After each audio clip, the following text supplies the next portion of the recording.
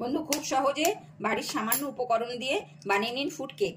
আমি একটা ডিম ভেঙে নিলাম। প্রথমে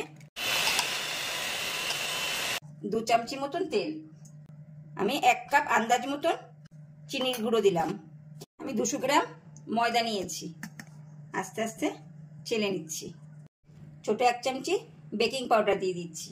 এবার এটা ভালো করে মিশিয়ে নেব। আমি এবার ছোট 1 বাটি জল দিয়ে দেবো। আমি ভালো করে মিক্সড করে নিয়েছি সব। এরকম ব্যাটারটা হবে। কিন্তু ফুড কেকে ফুড দেওয়ার আগে কিছুটা ময়দা মাখিয়ে নেবেন, তাহলে একদম নিচে বসে যাবে না। আমি মোল্ডে তেল ব্রাশ করে নিলাম। এবার ছোট 2 চামচি ভ্যানিলা দিয়ে দেবো। মধ্যিখানে কিছুটা ফুড দিয়ে দেবো। আবার উপর থেকে কিছুটা ব্যাটার দিয়ে দেবো। উপর থেকে সম্পূর্ণ ব্যাটার দিয়ে দিয়েছি, আবার ফুড দিয়ে দিচ্ছি। 1 মিনিট গরম করে নিয়েছি। তারপরে এবার মাইক্রোওভেনে আমি বসিয়ে দিচ্ছি। বন্ধু এরকমভাবে বানিয়ে নিন ফুড কেক।